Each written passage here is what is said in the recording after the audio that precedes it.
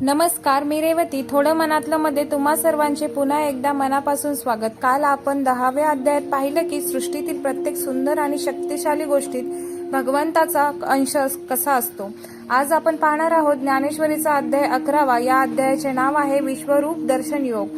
हा अध्याय भगवद्गीतेचा सुवर्ण कळस मानला जातो, कारण यात अर्जुन श्रीकृष्णाचे ते अथांग आणि विराट रूप स्वतःच्या डोळ्यांनी पाहणार आहेत.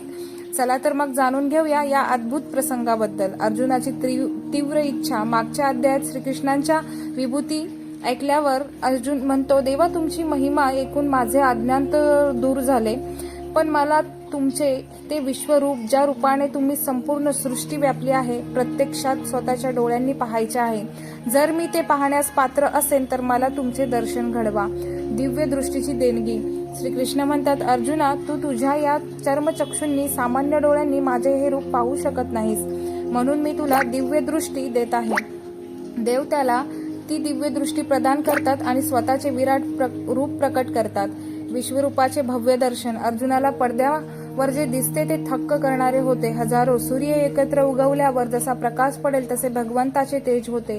अर्जुनाला दिसते की भगवंतांना असंख्य मुखे, डोळे आणि हात आहेत. सृष्टीतील सर्व देव, ऋषी, गंधर्व आणि संपूर्ण ब्रह्मांड त्यांच्याच शरीरात सामावलेले आहे.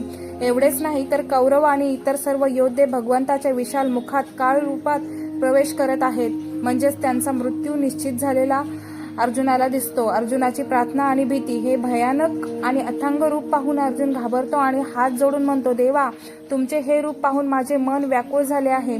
तुम्ही सृष्टीचे चालक आहात, पण कृपा करून तुमचे ते जुने शांत आणि चतुर्भुज रूप मला पुन्हा दाखवा. श्रीकृष्ण अर्जुनाला शांत करतात आणि आपले मूळ मानवी रूप पुन्हा धारण करतात. अध्यायाचा मुख्य संदेश. श्रीकृष्ण शेवटी सांगतात की माझे हे विश्वरूप वेदांच्या अध्ययनाने किंवा मोठ्या तपाने दिसत नाही, ते केवळ अनन्य भक्तीने पाहता येते. अर्जुन फक्त निमित्त आहे. युद्धात समोरच्या शत्रूचा काळ देवाने आधीच ठरवला आहे. अर्जुनाने फक्त आपले कर्तव्य करायचे आहे. तर मंडळी, हा होताच 11व्या अध्यायाचा अतिशय भव्य अर्थ. ईश्वर आपल्या पाठीशी आहे, आपण फक्त निमित्त आहोत. हाच या अध्यायाचा संदेश आहे. उद्या आपण पाहणार आहोत 12वा अध्याय भक्तियोग, जो खूप गोड आहे. तो पाहण्यासाठी आपल्या थोडं मनातलं चॅनलला नक्की सबस्क्राईब करा. धन्यवाद.